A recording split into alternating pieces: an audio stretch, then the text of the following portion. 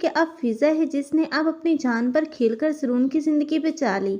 अब तो ज़रून और उसके घर वाले जो कि अब सदके वारी जा रहे हैं इस फिज़ा की, क्योंकि अब फिज़ा ने एक मर्तबा फिर से ज़रून की ज़िंदगी बचाकर अपनी जगह बना ली है अब सबके दिलों में।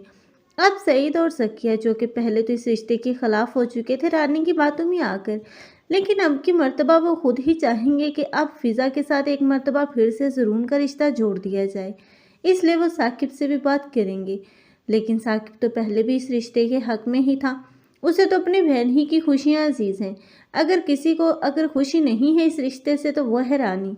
रानी जो कि अब बहुत ही बड़ी ज़ालिम भाभी बन चुकी है, क्योंकि अब उसने तो रिदा और फिज़ा इन दोनों की ज़िंदगियों से खुशियाँ छीन ली। सबसे बढ़कर अब वो रिदा के साथ बहुत बुरा कर रही है, क्योंकि उसकी बीमारी जो कि वो सबसे छुपा कर बैठी है। एक रानी ही तो है जो कि जानती है कि अब रिदा को ब्रेन ट्यूमर है, और रिदा जो कि अब ऐसा ऐसा सब चीज़ें फूलने लगी हैं।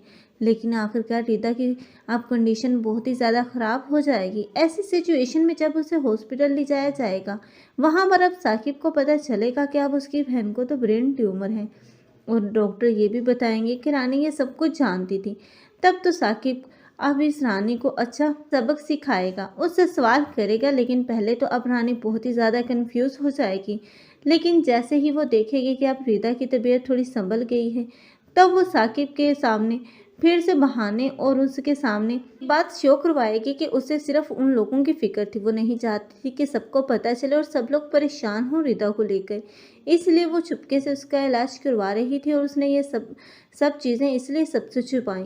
लेकिन अब फिज़ा तो जानती है कि ये जानबूझकर रानी कर रही थी, ताकि अब उसे रिदा के लिए मुनासिब ट्रीटमेंट का अफोर्ड ना करना पड़े।